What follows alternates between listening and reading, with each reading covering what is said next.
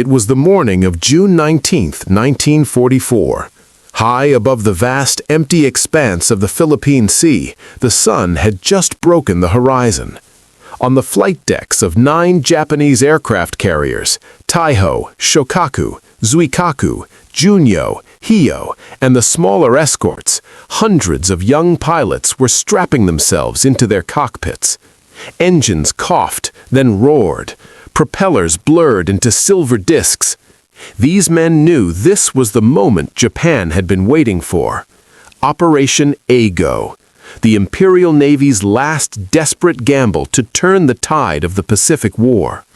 Their orders were simple: find the American fleet that was even now invading Saipan and destroy it.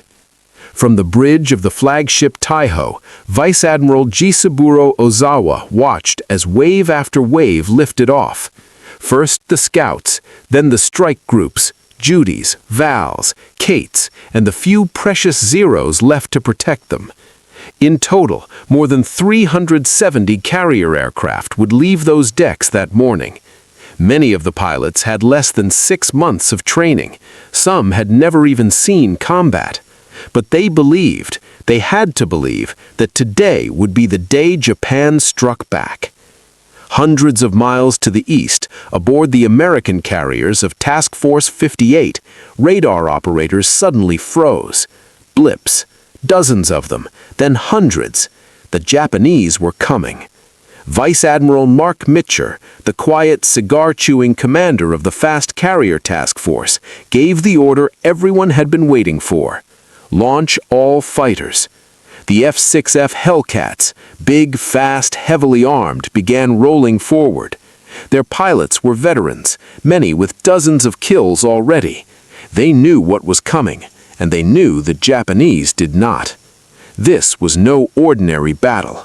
This was the moment when the sky itself would become a slaughterhouse, when nearly 400 Japanese aircraft would vanish in a single day, when Japan's naval air power would be broken forever, and when a handful of American fighter pilots would give the Pacific War a nickname that still sends a chill down the spine of anyone who hears it: the Great Marianas Turkey Shoot.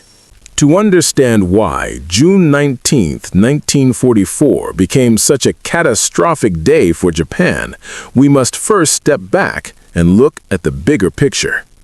The Pacific War was no longer about quick, decisive battles like Midway or Guadalcanal. By mid-1944, it had become a grinding campaign of island hopping, a slow, bloody advance toward the Japanese home islands. The Mariana Islands, Saipan, Tinian, and Guam were not just dots on a map. They were the key to ending the war. First, geography. The Marianas sat almost exactly halfway between Japan and the American-held Marshall Islands. Capturing them would give the United States airfields within range of the Japanese mainland, something no other Pacific base could offer at that time. B-29 superfortresses, the new long-range bombers still in secret testing, would finally be able to strike Japanese cities directly. Second, oil. Japan's war machine ran on oil from the Dutch East Indies. The sea lanes that carried that oil passed through the Philippine Sea, right past the Marianas. If the Americans held the Marianas, they could interdict those tanker routes with submarines, aircraft, and surface ships. Starve Japan of fuel, and its Navy and Air Force would be grounded. Third, prestige and morale. The Imperial Japanese Navy had already suffered devastating losses at Midway and in the Solomons. The Army was bleeding on every island the Americans touched. Losing the Marianas, Japanese territory since 1914, would be a psychological blow from which the nation might never recover. That is exactly why Admiral Soemu Toyoda, commander of the combined fleet, and his superiors in Tokyo authorized Operation Ago. It was not just another counterattack. It was intended to be the decisive fleet engagement, the Kantai Kessen, that Japan had dreamed of since before Pearl Harbor. One great battle to destroy the American carrier force and force a negotiated peace. The plan was bold, almost poetic in its desperation. Ozawa's mobile fleet, 9 carriers, 5 battleships, 11 cruisers, and dozens of destroyers, would approach from the west. They would launch their aircraft at extreme range, beyond the reach of American counterstrikes. The planes would then land on Guam and Rota, refuel, rearm, and fly back to hit the American carriers a second time.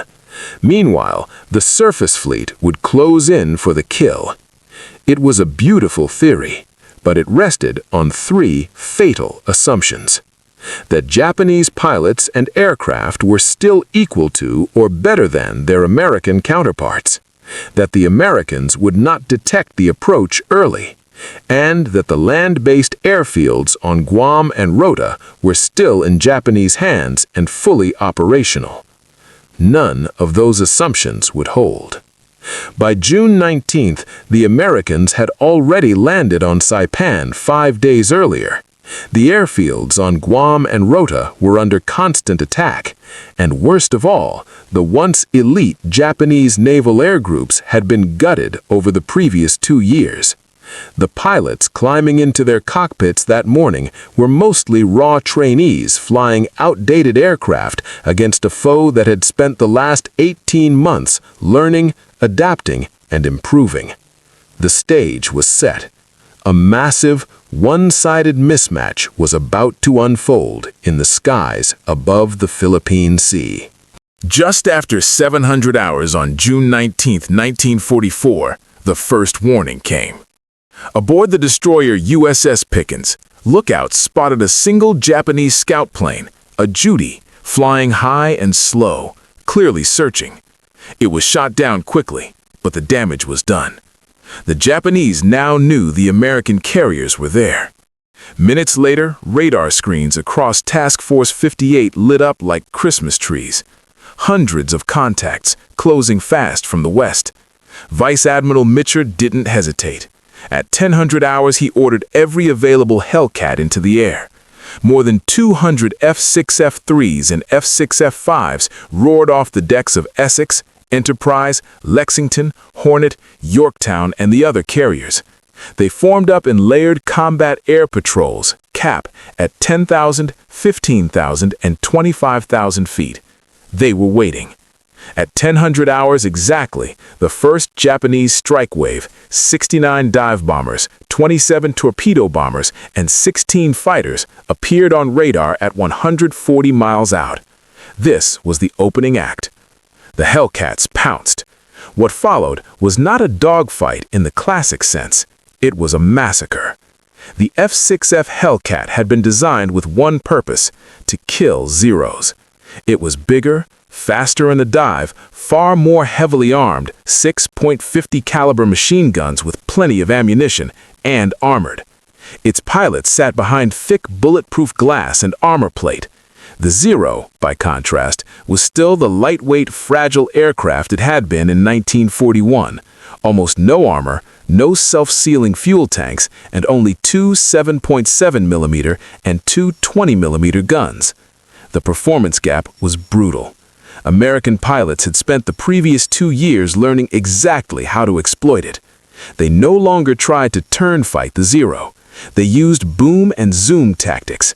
Dive in from above, fire a short, lethal burst, then climb away before the enemy could respond. The Hellcat's superior climb rate, dive speed, and roll rate made this possible. Over the next 30 minutes, the first Japanese wave was torn apart. Of the 112 aircraft that launched in that group, only a handful reached the American fleet, and those that did were quickly splashed by anti-aircraft fire from the battleships and cruisers acting as a screen. By 10:30, the sky was already littered with burning wrecks and parachutes. Japanese pilots, many of them inexperienced, found themselves facing opponents who were not only better trained, but flying superior machines. Panic set in. Radio calls back to the carriers were frantic. Enemy fighters too strong, cannot break through. And that was only the first wave. At around 1100 hours, the second and larger wave, 128 aircraft, began its approach. Radar picked them up at 160 miles. The Hellcats were already waiting again, refueled, rearmed, and back in the air. What the Japanese pilots saw when they finally broke through the outer cap was something they had never encountered before.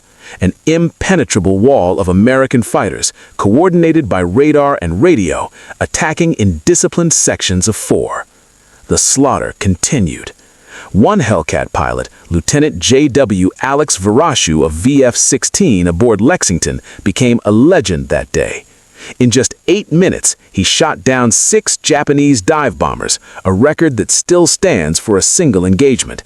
He described it later. It was like a shooting gallery. They just kept coming, and we just kept shooting.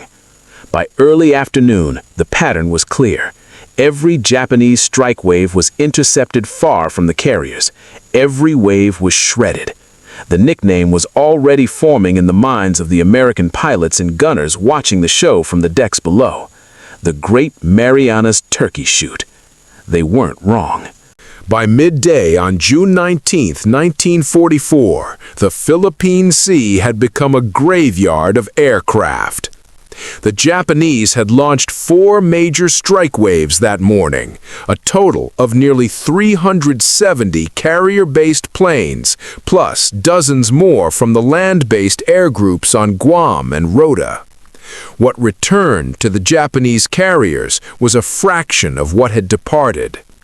The third wave, launched around 11 a.m., consisted of about 120 aircraft, mostly Vals and Kates, escorted by a shrinking number of Zeros.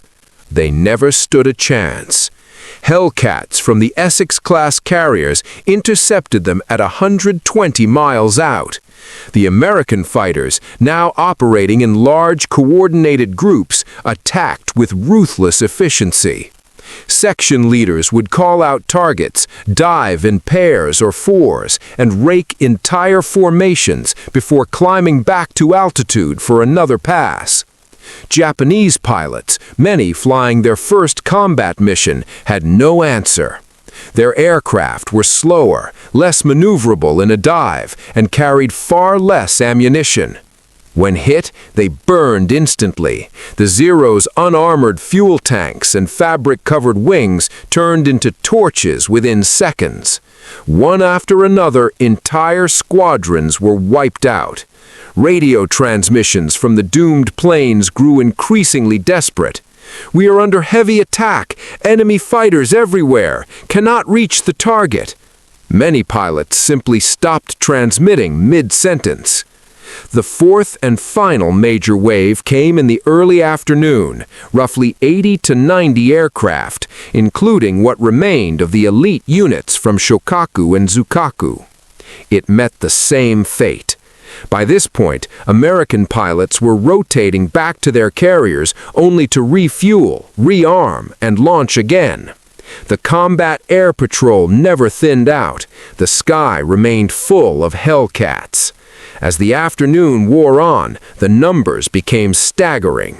Of the first 3 waves alone, Japanese losses exceeded 240 aircraft confirmed shot down. Many more were damaged so badly they crashed on landing or ditched into the sea. The few pilots who survived to return to their carriers brought tales of horror. American fighters appearing from nowhere, attacking in perfect formation, shooting with deadly accuracy, then vanishing upward before anyone could respond. The Japanese carriers themselves were now in chaos. Taiho, Ozawa's flagship, had been hit earlier that morning, not by aircraft, but by a submarine. USS Albacore had fired a spread of torpedoes. One struck home.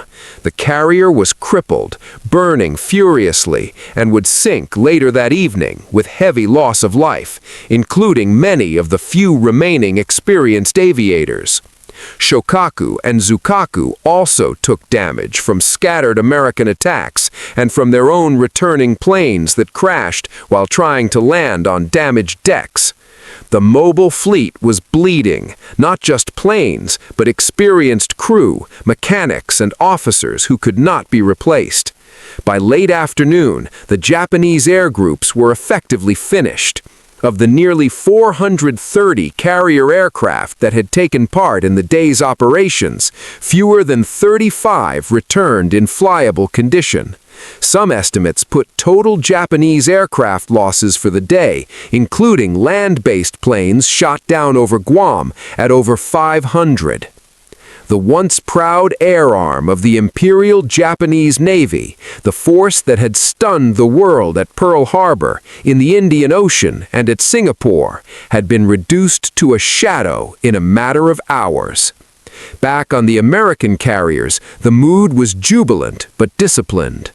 Pilots climbed out of their cockpits grinning, slapping each other on the back, tallying kills on the ready room blackboards.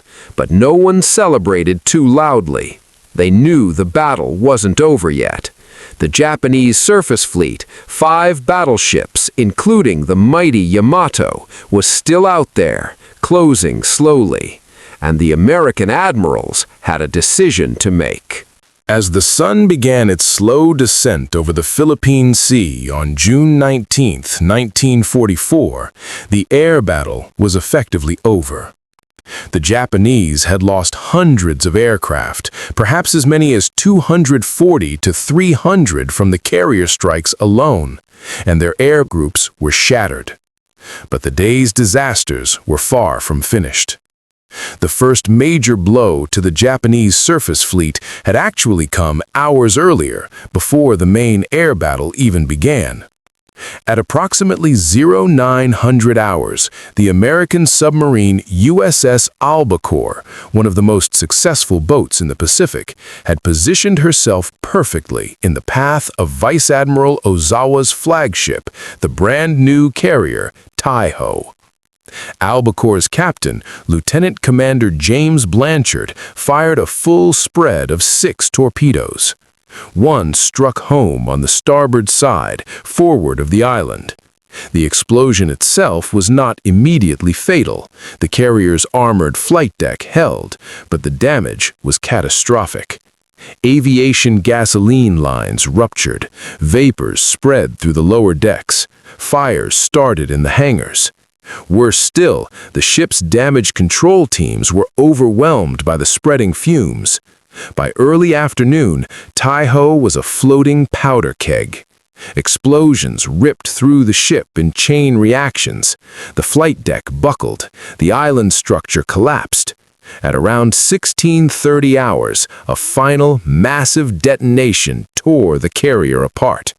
Taiho sank by the stern in less than 10 minutes, taking more than 1,650 men with her, including many of the few remaining veteran pilots and air group commanders who had survived the air battle.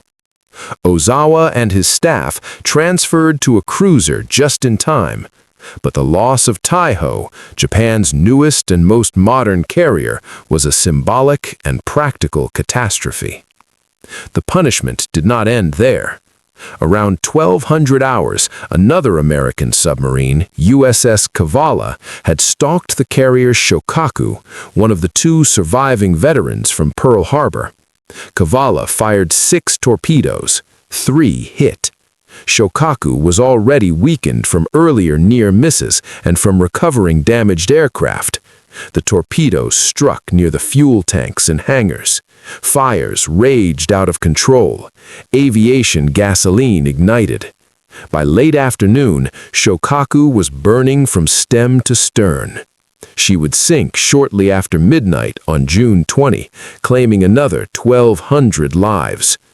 The third great carrier, Zuikaku, escaped serious damage that day, but only barely.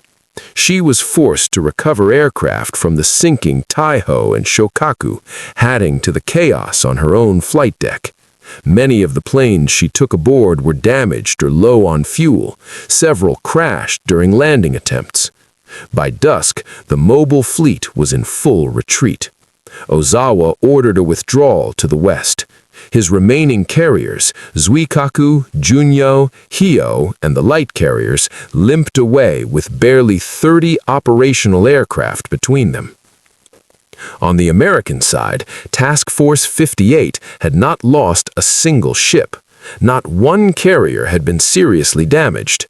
The battleships, cruisers, and destroyers of the screen had fired their anti-aircraft guns almost continuously, but the Hellcats had kept the enemy at such long range that few Japanese planes ever got close enough to drop a bomb or torpedo.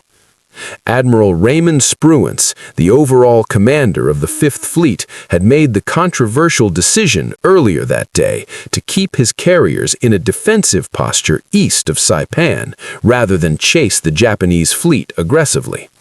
Many aviators, including Mitzer, wanted to steam west and finish the job.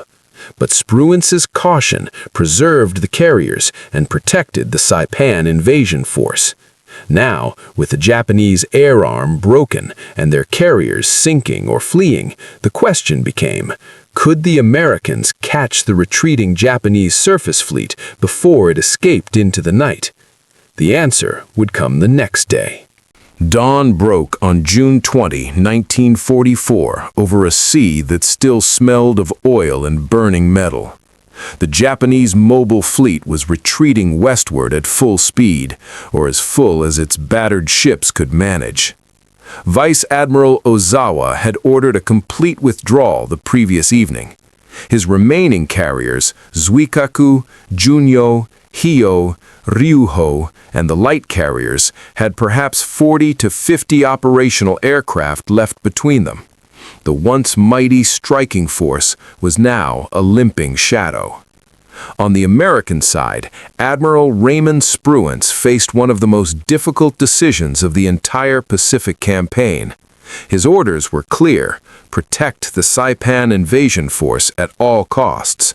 But now, with the Japanese air threat annihilated, the chance to destroy what remained of the enemy carrier fleet was tantalizingly close. Throughout the night of June 1920, search planes from both sides hunted each other in the darkness. At 0300 hours, a Japanese night reconnaissance plane finally located Task Force 58. Ozawa knew the Americans were still within striking distance, but he had almost nothing left to strike with. Spruance waited until he had solid intelligence. At 700 on the 20th, long-range search aircraft from Enterprise and other carriers finally spotted the retreating Japanese fleet, approximately 300 miles west of Saipan. The range was extreme. Most American doctrine said it was too far for a safe strike. Pilots would be returning at night, low on fuel, with exhausted crews. Mitcher argued for the attack anyway. He believed the opportunity was too good to miss. Spruance reluctantly agreed, but only after the search reports were confirmed. At 1600 hours, 216 American aircraft, Hellcats, Avengers, Helldivers, and Dauntless dive bombers launched in the largest single carrier strike of the war up to that point. They flew into the setting sun, a long, thin line stretching across the sky for more than 2 hours. They reached the Japanese fleet just before dusk. The attack was devastating, but not as overwhelming as the previous day's air battle. The Japanese had managed to scramble what few fighters they had left, perhaps 30 to 40 Zeros and a handful of other types. The Hellcats swept them aside quickly. Then the dive bombers and torpedo planes went to work. Zuikaku took several bomb hits but remained afloat. Junyo was heavily damaged by bombs and near misses. The carrier Hio took a fatal torpedo hit from an Avenger. She caught fire, listed heavily, and sank during the night, taking more than 200 crewmen with her. Many Japanese ships, cruisers, destroyers, oilers, were also hit. The tanker group suffered particularly badly. Several were left burning and dead in the water. But darkness was closing fast. As the last American planes dropped their ordnance, they turned for home, into a black, moonless night. What followed was one of the most harrowing recoveries in naval aviation history.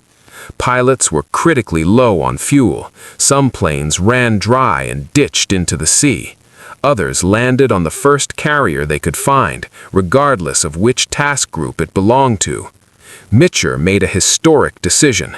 He ordered every ship in Task Force 58 to turn on every available light, searchlights, running lights, signal lamps, turning the night sea into a blazing city of steel. Anti-aircraft guns were silenced. Destroyers raced out to pick up ditched crews. In the end, only about 20 American aircraft were lost to combat or operational causes during the entire two-day battle, a tiny fraction compared to the Japanese losses. When the last plane was recovered around 2300 hours, the American carriers turned east once more. They had inflicted heavy damage on the fleeing Japanese fleet, but they had not destroyed it completely. Yamato, the super battleships, and most of the surface combatants escaped into the night. Still, the cost to Japan was incalculable. In 2 days, the Imperial Navy had lost 3 fleet carriers sunk: Taiho, Shokaku, Hio. 2 more heavily damaged. Over 600 aircraft destroyed between combat losses, operational crashes, and those abandoned on sinking ships. Hundreds of irreplaceable pilots, aircrew, and mechanics. The back of Japanese naval aviation was broken. Never again would the Imperial Navy be able to mount a serious carrier-based threat. June 20th, 1944, ended with the Philippine Sea quiet once more. The battle was over. The Great Marianas Turkey Shoot and the follow-up strike on June 20 had inflicted losses on the Imperial Japanese Navy that were nothing short of apocalyptic. The final tally was staggering. 3 fleet carriers sunk: Taiho, Shokaku, and Hio. 2 other fleet carriers, Zukaku and Junyo, heavily damaged and out of action for months. More than 645 Japanese aircraft destroyed, the vast majority in the air battle on June 19. Virtually the entire complement of trained carrier pilots and aircrew wiped out, losses estimated between 2,000 and 3,000 experienced aviators and support personnel. The Imperial Navy's ability to project air power at sea effectively ended. For the United States, the cost was remarkably light. 123 aircraft lost, mostly to operational causes during the long-range strike and night recovery. 109 airmen killed or missing. No ships sunk or seriously damaged. The strategic consequences unfolded quickly. With the Marianas secured, Saipan fell by July 9th, Tinian and Guam followed shortly after. The United States gained exactly what it had fought for: airfields within 1,500 miles of Tokyo. By November 1944, the first B-29 superfortresses were taking off from Tinian and Saipan, beginning the systematic firebombing campaign against Japanese cities. Cities that once seemed untouchable were now within range of the most powerful bomber in the world. The oil lifeline was severed. American submarines and carrier aircraft now dominated the sea lanes between the Dutch East Indies and Japan. By late 1944, Japan's tanker fleet was being sunk faster than it could be replaced. The Imperial Navy and Air Force, already starved of fuel, were increasingly grounded. Ships sat idle in harbors. Planes sat in dispersal fields with empty tanks. Perhaps most importantly, the battle shattered any remaining illusion in Tokyo that the war could still be won. The loss of so many irreplaceable pilots meant Japan could no longer replace its air strength. The next generation of pilots, the ones who would fly in the Philippines, Iwo Jima, Okinawa, and finally in defense of the home islands, were rushed through abbreviated training programs. Many had fewer than 100 hours of flight time. They flew obsolete aircraft against increasingly advanced American machines. The Imperial Navy never again attempted a major carrier battle. After the Philippine Sea, the remaining carriers were reduced to decoy roles, most famously at Leyte Gulf in October 1944, where they were used to lure American forces away from the real invasion fleet.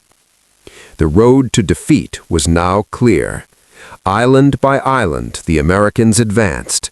Iwo Jima in February 1945 provided emergency landing fields for B-29s. Okinawa in April-June 1945 brought the Americans within 350 miles of Kyushu. And in August 1945, the final blows, Hiroshima and Nagasaki, forced unconditional surrender. But the turning point had come earlier. Many historians mark June 1944, the fall of Saipan and the annihilation of Japanese naval aviation at the Philippine Sea, as the moment that Japan's defeat became inevitable. The pilots who flew the Hellcats that day did not know it at the time, but they had helped deliver one of the most decisive blows in naval history, a blow from which the Imperial Navy never recovered. Pause for reflective music build. Show slow zoom-out map of the Pacific, with American advances marked in blue arrows, B-29s taking off from Tinian runways, firebombing raids over Japanese cities. Then fade to the iconic image of the USS Missouri surrender ceremony in Tokyo Bay. The Great Marianas Turkey Shoot was not just a battle. It was the moment when the tide of the Pacific War turned irreversibly. In the space of 2 days, June 19th and 20th, 1944, the Imperial Japanese Navy lost the one thing it could never replace: its experienced air crews and the ability to fight a modern carrier war. The pilots who flew the F-6F Hellcats that day, men like Alex Vraciu, who shot down 6 planes in 8 minutes, David McCampbell, who would later become the Navy's top ace, Butch O'Hare's successors who carried on his legacy, did not see themselves as history makers. They were young men doing their job, protecting their ships, their friends, and the Marines fighting on Saipan below. Yet their actions, combined with the quiet professionalism of the radar operators, gunners, mechanics, and deck crews, produced one of the most lopsided victories in naval history. For Japan, the aftermath was grim. The few surviving pilots who returned to their carriers carried the weight of failure and survivor's guilt. Many were reassigned to kamikaze units in the final year of the war, a desperate measure born of the very shortages the Turkey Shoot had created. The carriers that limped home would never again sail as an offensive force. Instead, they became sacrificial decoys at Leyte Gulf, their decks empty of aircraft. Today, the battle is remembered not only for its scale and one-sided nature, but for what it represented: the triumph of training, technology, and doctrine over numbers and desperation. The Hellcat, the radar-directed combat air patrol, the lessons learned at Coral Sea, Midway, and the Solomons, all came together in those skies above the Philippine Sea. If you visit the National Museum of the Pacific War in Fredericksburg, Texas, or the USS Lexington Museum in Corpus Christi, you can still see artifacts from that day. A twisted piece of Zero Wing, a Hellcat gun camera still showing frames of burning enemy planes, faded photographs of young pilots smiling before their final launch. And if you listen closely to the veterans who are still with us, now in their late 90s and 100s, they speak not of glory, but of duty. Of friends who didn't come back from the long night recovery. of the smell of cordite and burning oil that lingered for days, of the quiet relief when the last Japanese strike was turned away. The Great Marianas Turkey Shoot did not end the war, but it ensured that Japan could never again challenge American naval supremacy in the Pacific. From that moment forward, the path led only one way, closer and closer to the Japanese home islands until the final surrender on September 2nd, 1945. In the long story of the Second World War, many battles are remembered for their heroism on both sides, but few match the sheer decisiveness of June 19th, 20th, 1944. It was the day the sky over the Philippine Sea turned into a graveyard for an empire's dreams. And it was the day a new generation of American aviators earned the right to say, "We were there, and we won."